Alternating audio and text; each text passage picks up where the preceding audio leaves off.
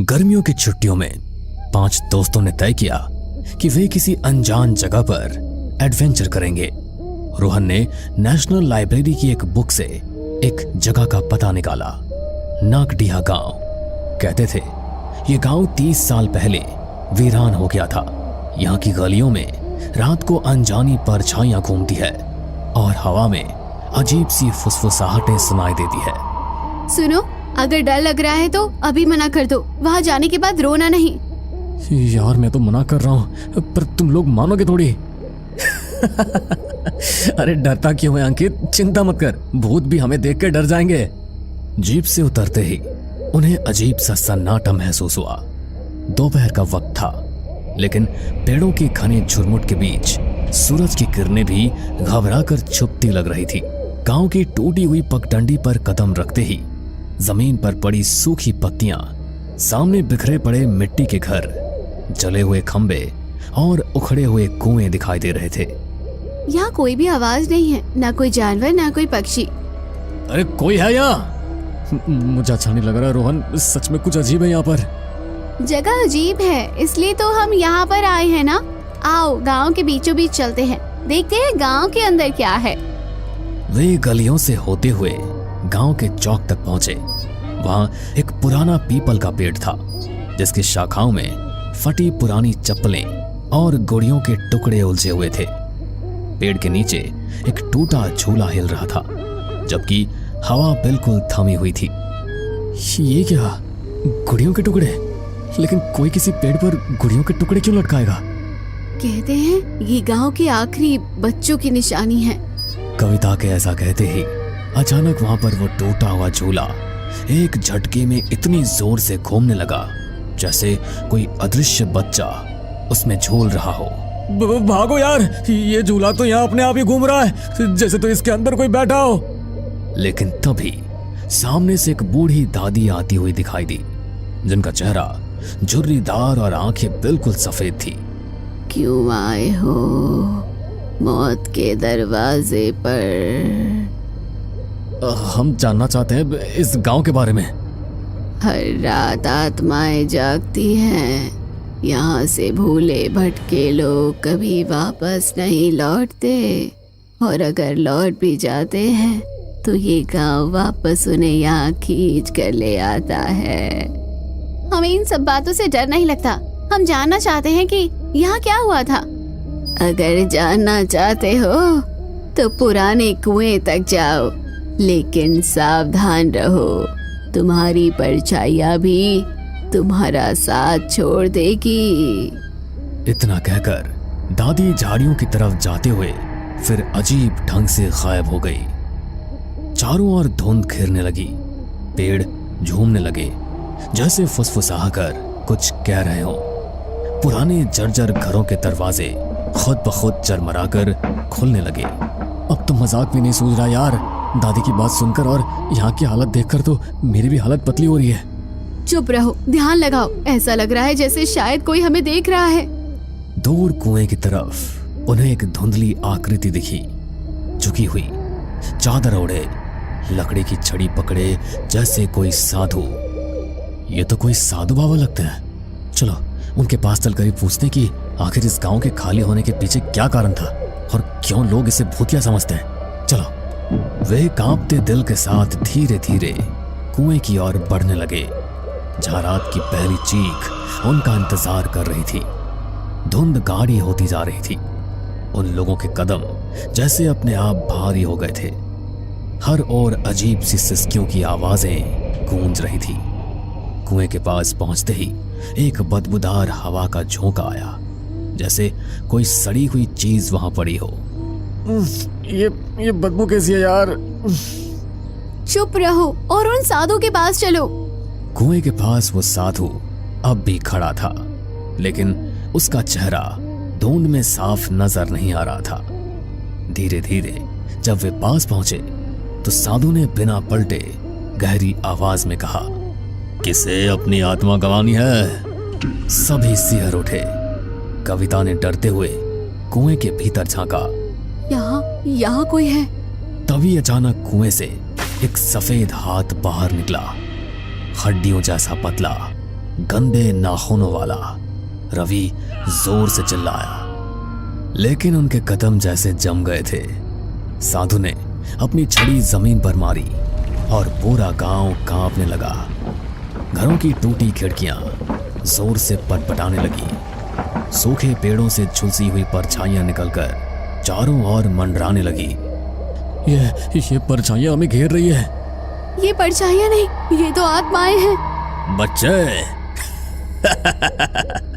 अब कोई रास्ता नहीं, नागदिहा का श्राप तुम्हें भी निगल लेगा।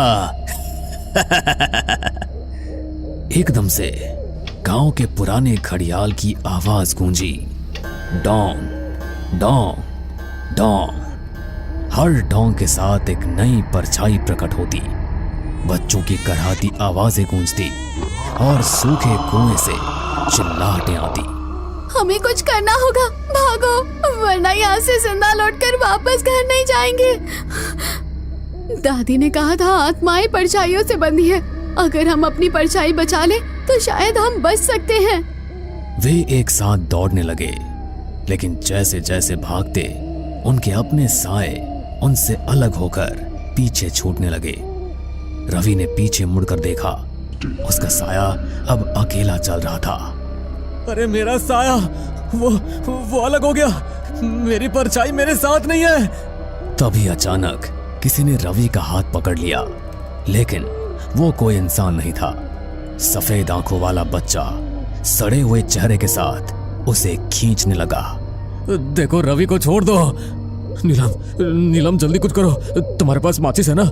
माचिस निकालो, आत्माएं आग से डरती है। नीलम ने अपने बैग से माचिस निकाली, आग की लपटें उठी और परछाइयां थोड़ी पीछे हटने लगी। भूत आग से डरते हैं, जलाओ सब कुछ। सभी ने पास की सूखी झाड़ियों में आग लगा दी। धुआं चारों तरफ फैलने लगा, परछाइयां चीखते हुए पीछे हटने लगी। रवि भी छूट गया, लेकिन वो बेहोश हो चुका था। तुम आग से बच सकते हो, पर श्राप से नहीं। मैं तुम्हें इन बच्चों को नुकसान नहीं पहुंचाने दूंगी। दादी ने त्रिशूल से साधु की ओर इशारा किया। साधु जोर से चिल्लाया और देखते ही देखते धुएं में खुलकर गायब हो गया। धीरे धीरे गांव की हवा बदलने लगी, बदबू हटने लगी। अब जाओ, लौट जाओ और कभी मुड़कर मत देखना। रवि के दोस्तों ने उसे उठाया और भागते हुए जीप तक पहुंचे। पीछे मुड़कर देखा तो गांव फिर से धुंध में लिपट गया था। उनकी जीप नागदिहा गांव से निकल चुकी थी। रात गहरा गई थी, चांद बादलों के पीछे छुपा हुआ था। रास्ते भर हवा सिसकती रही और जंगल के किनारे कुछ झाड़ियों में हरकत होती रही। मैं पक्का बोल रहा हूँ, कोई हमारा पीछा कर रहा है। मत घबरा अंकित, अब हम उस गांव से बहुत दूर हैं। लेकिन तभी जीप के बोनट पर किसी ने जोर से थपथपाया। सबके दिल थक कर गए। ये क्या था? रोहन ने शीशे से बाहर झांका, लेकिन तभी अचानक जीप अंधेरे में कहीं गायब हो गई। लेकिन सब कुछ वहीं खत्म नहीं हुआ। कुछ महीनों बाद उन लोगों की जीप एक सुनसान मैदान में पलटी मिली। सबकी हालत गंभीर थी और अंदर कुछ उकेरे हुए निशान थे, नाखूनों से बने, जिनसे लिखा गया था, हम नागदिहा के हैं। सबको जैसे तैसे उनके घर पहुंचाया गया। उसी के ठीक 3 दिन बाद अंकित के घर से अजीब अजीब चीखों की आवाजें आने लगी। पड़ोसी दौड़े, उन्होंने घर का दरवाजा तोड़ा, लेकिन अंदर जो देखा उससे उनकी आत्मा कांप गई। कमरे की दीवारों पर खून से कुछ चित्र बनाए गए थे, सड़े हुए चेहरों, सूखे हाथों और उल्टे पेड़ों के, और बीच में अंकित खुद छत से उल्टा लटका हुआ, लेकिन चेहरे पर भयानक मुस्कान थी। और कविता, वो अपने घर में आईने के सामने खड़ी थी। आईना धुंधला हो गया था, लेकिन जब धुंध छटी तो उसमें उसकी बजाय काले चितड़े पहने बच्चों की मंडली दिखी जो उसे घूर रही थी। एक बच्चा फुसफुसाया, अब तुम भी हमारे साथ खेलोगी। और उसी वक्त कविता गायब हो गई। केवल उसका दुपट्टा फर्श पर पड़ा रह गया। अंकित और कविता की हालत जानने के बाद बाकी सब बहुत डर चुके थे। इसलिए नीलम और रवि बचने के लिए एक तांत्रिक के पास पहुंचे। तांत्रिक ने जब उन पर एक खास धूप जलाई तो उनकी असलियत सामने आ गई। उनके शरीर के भीतर आधी आत्माएं अपना कब्जा जमा चुकी थी। उनकी आवाजें दोहरी हो गई थी, आधी इंसानी आधी राक्षसी। तुम्हें बचाया नहीं जा सकता, नागडिहा तुम्हारा घर बन चुका है। और अगले ही पल रवि और नीलम का शरीर बिखरकर काले धुएं में बदल गया। नागडिहा का श्राप सच क्या था? रोहन अब इस बात का पता लगाना चाहता था, क्योंकि अब सिर्फ वही उनमें से जिंदा बचा था और वो मरना नहीं चाहता था। आखिर उस गांव का रहस्य क्या है? क्यों वहां पर इतनी सारी आत्माएं भटकती हैं? ऐसा क्या हुआ था वहां पर? शायद मुझे अगर इस बारे में पता चल जाए तो मेरी जान बच जाए, वरना मैं भी मारा जाऊंगा। ऐसी जगह का इतिहास कहीं ना कहीं तो लिखा गया होगा। हमें नेशनल लाइब्रेरी से इस जगह के बारे में पता चला था, तो इसका पूरा रहस्य भी वहीं पर होगा। रोहन डरता हुआ नेशनल लाइब्रेरी गया।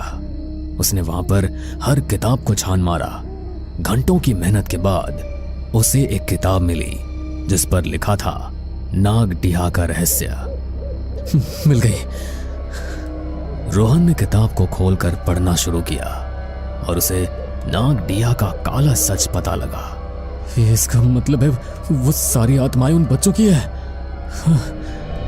नागडिहा असल में कभी एक साधारण गांव नहीं था। वो काले जादू और तंत्र मंत्र का गढ़ था, जहां निर्दोष बच्चों की बलि दी जाती थी।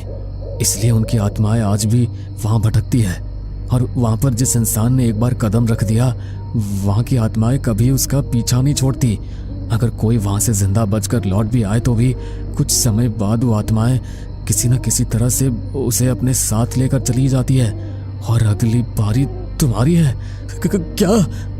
किताब की आखिरी लाइन पढ़कर रोहन की आत्मा कांप उठी। तभी उसे अपने पीछे से किसी बच्चे के हंसने की आवाज आई। हमारी आत्मा कभी मुक्त नहीं हुई और तुम हमारे पास आए थे तो मैं तुम्हें वापस लेने के लिए आया हूँ। अब तुम भी हमेशा हमारे साथ नागडिहा में ही रहोगे। रोहन ने डरते हुए पीछे मुड़कर देखा तो बच्चे की भयानक आत्मा उसके सामने खड़ी थी। लेकिन देखते ही देखते वो बच्चा उसकी आंखों के सामने से कहीं गायब हो गया। रोहन थोड़ा निश्चिंत हुआ कि बच्चे की आत्मा वहां से चली गई है। लेकिन तभी उस किताब के अंदर से किसी ने हाथ बढ़ाया और उसे किताब के अंदर खींच लिया। वो पांचों दोस्त भी अब उन बच्चों की आत्माओं के साथ उसी भूतिया गांव का हिस्सा बन गए हैं। और आज भी अगर कोई एक बार भी नागडिहा की जमीन पर कदम रख देता है तो वहां की आत्माएं कैसे ना कैसे उसे अपने साथ ले ही जाती है। तो हेलो गाइस, मैं हूं आपका दोस्त और होस्ट चेतन। तो आज एक बार फिर स्वागत है आप सभी का हमारे एक और नए हॉरर पॉडकास्ट में। और आज हमारे साथ मौजूद है मशहूर पैरानॉर्मल इन्वेस्टिगेटर मिस्टर मेहुल, जिन्होंने बहुत से इंटरनेशनल हॉरर लोकेशंस को भी कवर किया है। तो मेहुल, हमारे दर्शकों के साथ जरा अपने कुछ हॉन्टेड एक्सपीरियंस शेयर कीजिए, जिसको सुनकर दर्शकों के साथ साथ हम सबके भी रोंगटे खड़े हो जाए। बिल्कुल चेतन, मैं आपके साथ अपना कल रात का ये हॉन्टेड एक्सपीरियंस शेयर करता हूँ, जो मेरी पूरी जिंदगी का सबसे ज्यादा दिल दहला देने वाला एक्सपीरियंस रहा है। तो फिर शुरू करते हैं इस पॉडकास्ट को। जी बताइए। एक्चुअली कल की उस हॉन्टेड लोकेशन पर जाने से पहले ही मुझे कुछ साइंस मिलने शुरू हो गए थे। माँ ने भगवान की आरती की तो पूजा की थाली माँ के हाथ से छूटकर नीचे गिर गई। मंदिर में भगवान के सामने जल रहा दिया भी अचानक से बुझ गया। माँ तो पहले ही मेरे इस काम से बहुत डरी हुई रहती है, और जब ये हुआ तो माँ और ज्यादा घबरा गई। बेटा, आज तू कहीं मत जा। भगवान भी बार बार यह आदेश देकर तुझे वहां जाने से रोकना चाह रहे हैं। मेरा मन बहुत बेचैन हो रहा है। बेटा, तू उस जगह पर मत जा, वो ठीक नहीं है। अरे माँ, तुम तो इस तरह से डर रही हो जैसे मैं पहली बार किसी हॉन्टेड लोकेशन पर जा रहा हूँ। मुझे कुछ नहीं होगा, तुम मेरी चिंता मत करो। माँ ने मुझे बहुत रोका, लेकिन फिर भी मैं माँ से बहस करके कुछ देर बाद घर से निकल गया। उस समय तकरीबन रात के 11:30 बज चुके थे।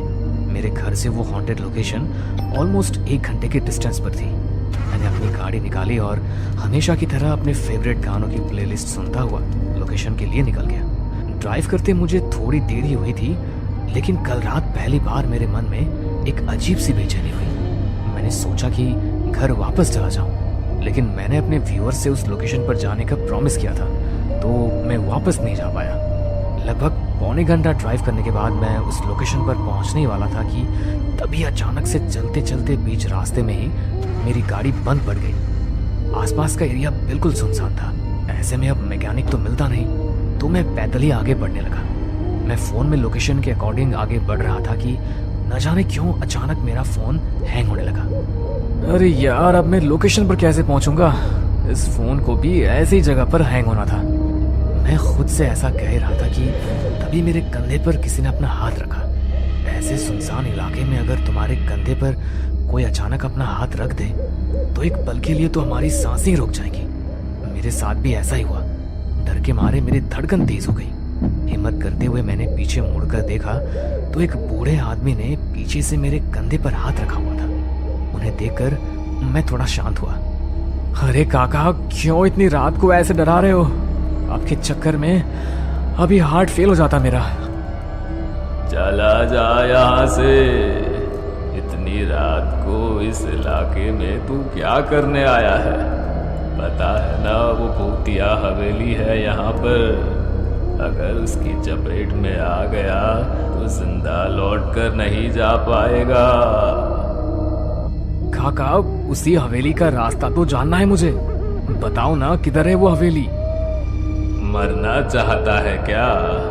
एक बार कहा ना तुझे, चला जा यहाँ से, नहीं तो मारा जाएगा। तू भी मारा जाएगा उन सब की तरह। ऐसा बोलकर बूढ़ा आदमी अपनी गर्दन हिलाते हुए आगे की ओर निकल गए। उनके जाने के बाद मैंने जैसे ही पीछे मुड़कर देखा तो सामने ही मुझे वो हवेली नजर आई। रात के अंधेरे में भी वो हवेली इतनी खूबसूरत लग रही थी, तो दिन की रोशनी में आप सोच ही सकते हैं कि वो हवेली कितनी शानदार लगती होगी।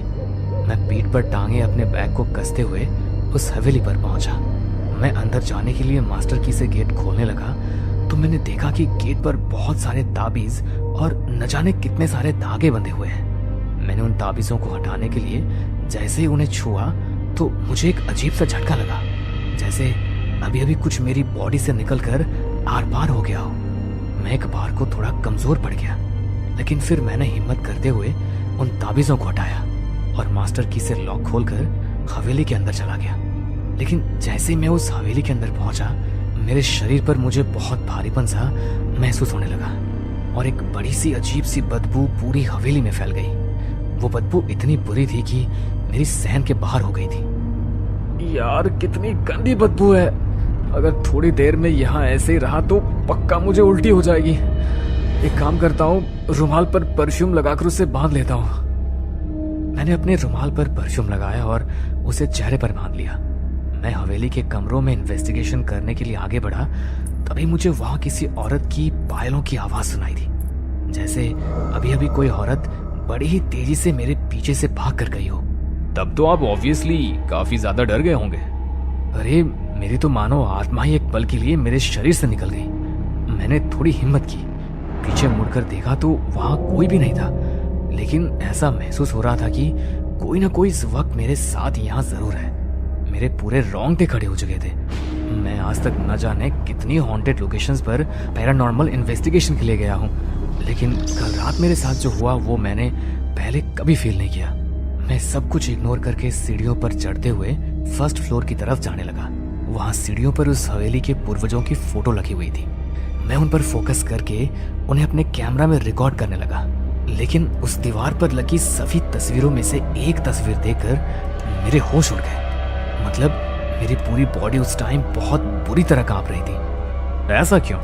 मतलब ऐसा क्या था उस फोटो में? वो फोटो उसी बूढ़े आदमी की थी जो मुझे हवेली के पास मिला था और बार बार मुझे हवेली के पास जाने से मना कर रहा था। उस फोटो को देखकर मेरा माइंड बिल्कुल ब्लैंक हो गया। कुछ सेकंड के लिए तो मुझे समझ ही नहीं आया कि मेरे साथ ये हो क्या रहा है। मैंने डिसाइड किया कि मैं इन्वेस्टिगेशन नहीं करूँगा और वापस अपने घर चला जाऊँगा।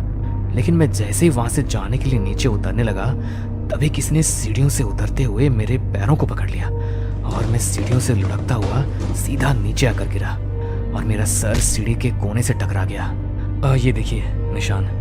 हाँ भाई, काफी तेज चोट लगी आपको तो, देखो जरा। नहीं प्लीज, टच मत करना, पहले ही बहुत दर्द है इसमें। Okay please continue. मुझे माथे पर चोट लगी तो मैंने हाथ लगा के देखा, हल्का खून निकल रहा था। मैंने अपने बैग से कपड़ा निकाला और खून को साफ करने लगा। तभी अचानक मुझे ऐसा लगा कि कोई औरत मेरे कान के पास आकर बड़े ही भयानक तरीके से हंसती हुई मेरे सामने से कहीं गायब हो गई। अब मेरी हिम्मत जवाब दे चुकी थी। मैं जितनी तेज चल सकता था उतनी तेज चलता हुआ मेन गेट की तरफ पहुंचा। लेकिन मैंने जैसे ही दरवाज़ा खोलने के लिए दरवाजे को हाथ लगाया, वैसे ही एक बहुत भयानक औरत अचानक मेरे सामने आ गई। उसने लाल रंग की पुरानी सी साड़ी पहनी हुई थी। उसका पूरा शरीर बुरी तरह जला हुआ था। आंखें बिल्कुल सफ़ेद और वही गंदी बदबू उसके अंदर से आ रही थी। उसे अपने सामने देखकर मैं इतनी बुरी तरह डर गया कि मुझे समझ ही नहीं आया कि अब मैं करूं तो करूं क्या। लेकिन फिर भी मैंने हिम्मत की और सोचा इसे नज़रअंदाज करूंगा तो शायद यहाँ से निकल पाऊं। लेकिन तभी वो औरत मुझे बड़े ही भयानक तरीके से देखते हुए मेरी तरफ बढ़ने लगी। उसे देखकर मैं अपने कदम पीछे की ओर लेने लगा। तभी मुझे लगा कि कोई पीछे से मेरी शर्ट को पकड़कर खींच रहा हो। मैं और ज़्यादा डर गया। मैंने पीछे मुड़कर देखा तो एक 7-8 साल की बच्ची बड़ी ही भयानक मुस्कुराहट के साथ हंसते हुए मुझे देख रही थी। उसकी आंखें पूरी काली और पूरा चेहरा कटा फटा हुआ था। मैं उसके चेहरे से अपनी नज़र चुरा रहा था। तभी वो भागकर उसी औरत के पास चली गई और उसके साड़ी के पल्लू के पीछे छुपकर खड़ी हो गई। वो दोनों एकटक मुझे ही देख रही थी। मैं इतना तो समझ गया था कि इनकी आत्मा अब मुझे यहाँ से बाहर नहीं जाने देगी। तो फिर आपने क्या किया? आप कैसे वहाँ से बाहर आए? एक्चुअली मैं ऐसी जगहों पे जाता रहता हूँ तो कुछ चीज़ें अपने पास रखता हूँ। मुझे एकदम से याद आया कि एक बार एक तांत्रिक बाबा ने मुझे इन चीज़ों से रक्षा के लिए एक ताबीज़ दिया था। मैं अपने बैग में उस ताबीज़ को ढूंढने लगा। लेकिन जैसे ही मैंने उस ताबीज़ को अपने हाथ में लिया, तभी उस बच्ची ने उसकी तरफ देखकर एक फूंक मारी और बड़े ही डरावने तरीके से मुझे घूरने लगी और उसी वक्त वो ताबीज़ जलकर राख हो गया। Oh my God! फिर क्या हुआ? फिर वो दोनों मेरी तरफ बढ़ने लगी। अब सब कुछ मेरे कंट्रोल से जा चुका था। उन दोनों ने मेरे पीछे की ओर किसी को इशारा किया और कोई अदृश्य शक्ति मुझे घसीटती हुई हवेली के एक अंधेरे कमरे में ले गई। मेरा कैमरा और लाइट उस रूम के बाहर ही गिर गए। रूम में बस मेरी लाइट की हल्की रोशनी आ रही थी। मैंने देखा कि वो दोनों आत्माएं हवा में उड़ती हुई मेरी तरफ आ रही हैं। फिर मैंने हिम्मत की और हवेली का गेट खोलने की कोशिश करने लगा, लेकिन वो इतनी बुरी तरह जाम हो चुका था कि मैं अपनी पूरी ताकत लगाकर भी उसे खोल नहीं पाया। तो मैं तुरंत ही सीढ़ियों से चढ़ता हुआ हवेली की छत पर पहुंच गया। मैंने सोचा कि शायद यहाँ पर वो दोनों मुझे कोई नुकसान नहीं पहुंचा पाएगी। तभी मुझे वहां पर वही पायरों की आवाज सुनाई दी। मैंने सामने देखा तो वो औरत हवा में उड़ती हुई मेरे पास आने लगी। तभी मुझे नीचे की तरफ से एक आवाज सुनाई दी, अंकल मेरे पास आओ ना, यहाँ मैं अकेली हूँ। मुझे अकेले बहुत डर लगता है। मुझे आपके साथ रहना है, यहाँ आओ ना। उसकी आवाज को सुनकर मैं जैसे सम्मोहित हो गया और बिना कुछ सोचे समझे छत से कूद गया। जमीन पर मेरा खून फैल गया और थोड़ी देर तड़पने के बाद मेरी मौत हो गई। क्या मतलब तुम मर चुके हो? नहीं, ऐसा नहीं हो सकता। मैं तो कल रात को ही मर गया था। मेहुल के ऐसा कहते हुए वो किसी भयानक आत्मा के जैसा हो गया। लेकिन अब मैं तुम्हें भी अपने साथ लेकर जाऊंगा। तुम्हें बहुत शौक है ना मुर्दा लोगों और आत्माओं को देखने वाले लोगों की कहानियां सुनने और अपने व्यूअर्स के साथ शेयर करने का। तुम्हारी आज की इस वीडियो में भूत से असली सामना कैसे होता है और भूत क्या कर सकता है सभी देख लेंगे। इतना कहकर मेहुल की आत्मा चेतन को मारने के लिए उसकी ओर झपटने लगा। तभी कैमरामैन ने जल्दी से उस रूम में रखे माता रानी के सिंदूर को मेहुल की आत्मा पर फेंक दिया, जिससे उन सब की आंखों के सामने मेहुल की आत्मा एक जोरदार डरावनी आवाज के साथ वहां से गायब हो गई। और इस हादसे से सहम चुके चेतन ने जब कुछ दिन बाद पॉडकास्ट की रिकॉर्डिंग को देखा तो वो निशब्द रह गया, क्योंकि वीडियो में सिर्फ चेतन ही दिखाई दे रहा था, जो कि अकेले ही अपने सामने वाली खाली कुर्सी की तरफ देखकर बातें कर रहा था। मेहुल इंसान नहीं बल्कि एक आत्मा था, इसलिए वीडियो में सिर्फ चेतन की ही रिकॉर्डिंग हुई थी। हमें पूरा यकीन है दोस्तों कि आप लोगों को ये कहानी जरूर पसंद आई होगी। अगर आपके साथ भी कुछ ऐसे अनकहे किस्से हो चुके हैं तो प्लीज हमारे साथ शेयर करें, हम जरूर अपने चैनल पर उनको दिखाएंगे। हमारी ईमेल आईडी नीचे डिस्क्रिप्शन बॉक्स में दी गई है, तो प्लीज हमारे वीडियो और चैनल को शेयर एंड सब्सक्राइब करें और बने रहे हमारे साथ ऐसे ही अनकहे किस्से और कहानियां सुनने के लिए।